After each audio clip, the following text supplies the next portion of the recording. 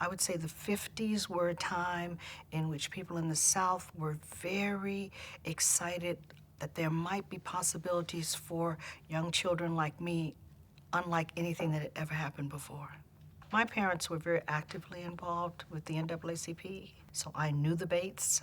We were very involved, my brother and I, in youth NAACP activities.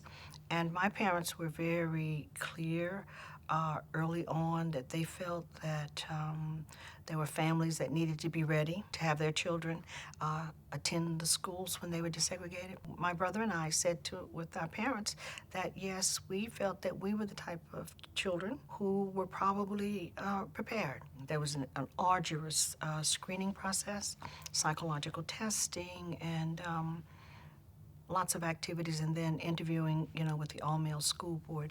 I certainly remember that the school psychologists used the Rorschach test, and I think that they were really attempting to discern whether or not one could be in a stressful situation and remain calm. We drove up, and that one day they had called out the National Guard again. The steps of the school were lined with the National Guardsmen, but there was no one else around, really. We walked up the steps, and that was very daunting. And we entered the building, and it was very still and very quiet. I guess we learned the first day was that we were not going to be assaulted in the hallways, that we were going to be shunned. And that was the beginning, and it remained that way for 3 years.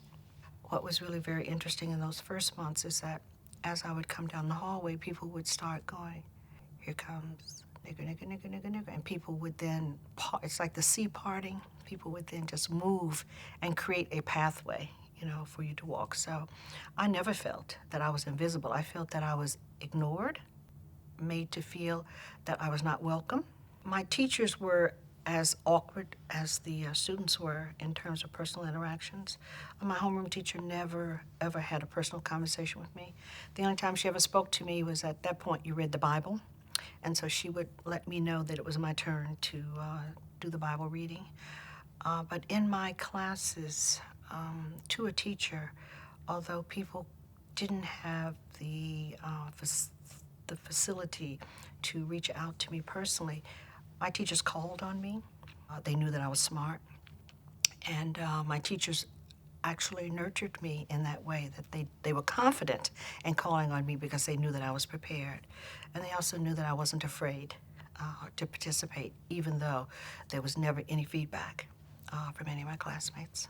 It was a 3-year school. And I was the only student in my class. And so when I graduated in 1962, there were 544 members of my class, and I had never had a classmate who looked like me. I think I promised myself the day that I graduated that I would never be as unkind to people as people had been unkind to me.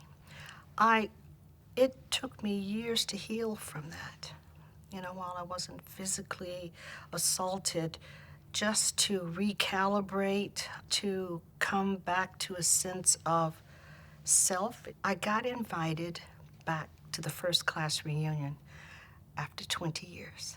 And only one person in my class came forward, and he was the person who was responsible for my coming. And he said, no one is going to sit with us. He said, but I am going to sit with you. He said, and I will be your friend forever because I am so ashamed of myself. I have no regrets. I absolutely would say to you, what I did because I believed that somebody, my parents had taught me that you have to sacrifice for the race, that you have to sacrifice for the betterment of the race.